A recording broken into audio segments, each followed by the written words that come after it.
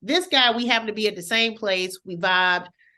We made an intention to be at a place together again, had a vibe, made another plan to be in another place together again, had a vibe. So it was all very positive. I'll never speak to him again, but that's not the point, guys.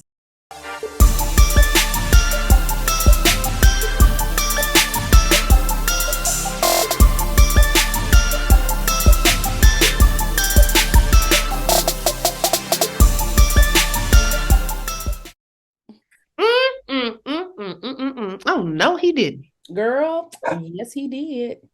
What's up, Patreon? Welcome into the room. Thank you for being here. Hope y'all are having a wonderful, wonderful day. Guess what? Them allergies is popping. It's hard to be cute and date. We in this season. We are. It's bad too. It's bad. Shout out to our new Patreons. We got some new members here. So hey y'all. Hey. Oh, hey, new Patreon. Hopefully y'all get a chance to go back and listen to old episodes where we had real business going on. We used to have real business. Now we be having ancillary business. But I feel like last week, was I supposed to talk about something on Patreon? It was about to be you were talking about, yeah. Was it the guy I went on a date with in California? Yeah, it's like your California move and that. I mean, guys, let me tell y'all something. If Patreon, if you've been with us for a minute, and if you just joined us and you've already caught up, if you don't know nothing about Patreon, you know miss a day, miss a lot. I don't even know what. I guess she was in a good mood last week, probably like right. Okay, I'm sorry. Yeah. So, guys, I moved to Los Angeles about 3 weeks ago. I've already been on 3-4 dates with one guy. Sounds awesome, right? Like that sounds amazing. Amazing. My age, 48, divorced for 3 years, 2 little girls, talks about him all the time. Good dad, comes from a big family, successful, does real estate and has another company. Has a house out in Pasadena. Very kind, very smart, very funny, goes to therapy, communicates, talks, thinks I'm dope, tells me I'm dope every 15 seconds. So anyway, we had maybe 1, 2, 3. We met at a Super Bowl party. We had 3 really great dates. We liked being around each other. And it confirmed my feeling of why I said I retired from dating, which in my mind, dating historically is I see a stranger that I think is kind of attractive and I hope we get along. I said I would never do that again, and I'm still not doing that. This guy, we happened to be at the same place. We vibed. We made an intention to be at a place together again, had a vibe, made another plan to be in another place together again, had a vibe. So it was all very positive.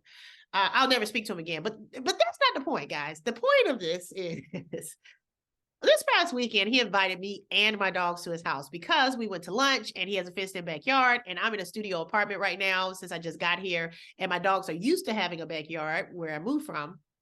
And so I said, "Ooh, I would, use you just for your backyard, But he was very gracious and nice and invited me and my dogs out to Pasadena, and we did go to his house in Pasadena. And the dogs. How long a drive is that from where you are? It's an hour drive. Thank you for asking. I was an hour drive, and so we went to Pasadena. And they played in the backyard. And on my way to Pasadena, he sent me a text saying that dogs aren't allowed inside his house. And I was kind of like, I really wish he told me that before, because obviously my dogs are inside the house dogs, but I also respect people's boundaries and their property. So I just felt like, okay, well, we probably won't stay that long. I'll let the dogs play, get some energy out. Me and him can visit a bit, and then we'll, head on back. Well, once we got to Pasadena, an hour away, he met my dogs and they were vibing and cool. And he says, "You know what? Your dogs are cool. They can come in the house." I was like, no, this is your home. And I'm very sensitive about my home. And he says, no, you guys come on in. The dogs jump on the couch. Y'all get off the couch. They fine. I'm going to insert the video here while you're talking. Go ahead. They can be on the couch. You sure? Yes. Are you sure? Because, as a single woman with dogs, most men don't even meet my dogs. If a dude comes to my house, my dogs are put up somewhere. I don't want to have no conversation about no dogs. Yeah. I don't even want to put you in a space for me to hate you. But this dude his sister's dog recently passed away. The dog looks just like my dog. So he's like, "Oh, it makes me, and I want a dog. And my daughters would love your dog." Whatever. But we also had a conversation about he's not in a space to date. I'm not in a space to date. I just got here, but we do enjoy being around each other. And so if y'all know me, y'all know I'm all about a peaceful companion. And I'm like, hey, when we together, we can kick it and hang out. It's good. When we not together, we ain't together, and it's fine. Like, neither one of us are in a place to do too much more than that. I'm going to fast forward to the end of this story. I'm going to figure out how to tell it. So we are 3 bottles of wine in. The evening, we're singing music. He's lit a fire in the fire pit. The dogs are hanging out. They chilling. They not even excited no more. They laying down. Like I said, we just split 3 bottles of wine. You know, I may or may not have had an edible. I'm in California, okay? Judge your mama. And so we getting into like kind of relaxed, casual time, you know, we grown ups and the mood is right, and we feeling the mood, the dogs asleep, whatever. Anyway, y'all, in the midst of a mood, this man said to me, I think you need to get your dogs and leave. That's all. I told that whole story. The short version is just kicked me out of his house and my dogs. Now, y'all, here's the thing. Nothing happened. Like nothing bad happened. My dogs were sleeping. It wasn't like the dogs were tearing up something or doing something and it was driving them crazy. I mean, and I had been so hypersensitive to not be in the way. So it was 100. And let me emphasize this. When she says nothing happened either. Like nothing happened. Yeah, nothing happened. Right. Okay.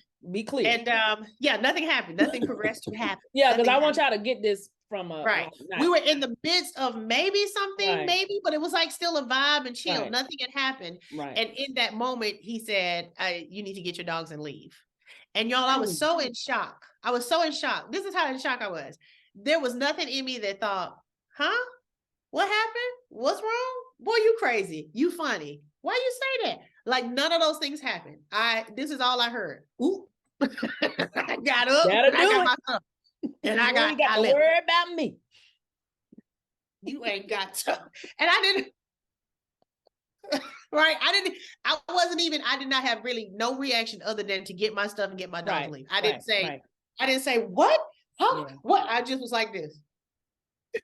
Getting my dog stuff. Mm-hmm. Now, but keep in mind, y'all, I'm 3 bottles of wine and an edible in, and I'm an hour away from my home in this place I just moved to 3 weeks ago. So that's all I'm thinking about is this dude is literally putting me and my dogs out. Right. So I left. He texted me. I think he was talking while I was leaving. I promise y'all, I have no idea. Now, what you told me the other day, you said that he was like, can we talk? That was his talking while you were leaving. Can we talk?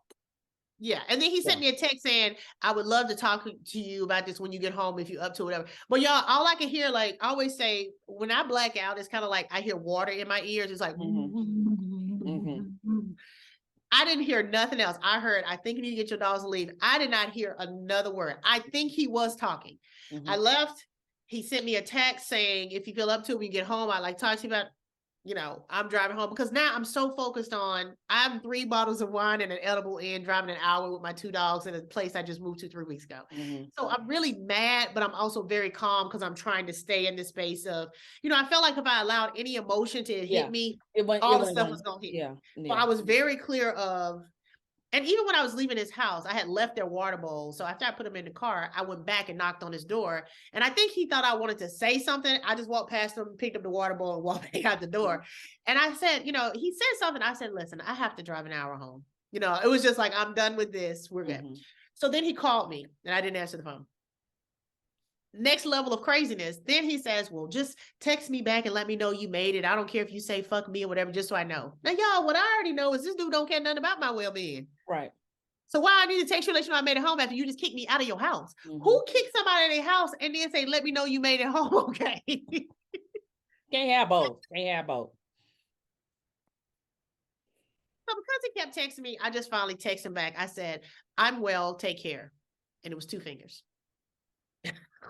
Because I feel like in the little bit that I've learned about him, he's mentioned a lot about the ex-wife and the kids. I think he likes conflict. I think he likes an energy of something.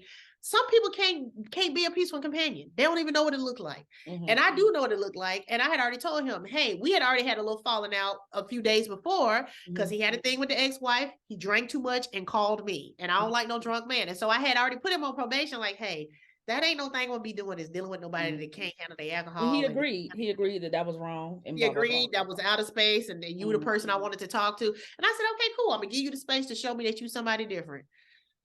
And he literally put me out of his house.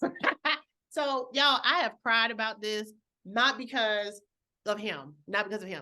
And I'll try not to get emotional when I say this, but because it it is hurtful, but not just for me, for all women who are treated poorly by men.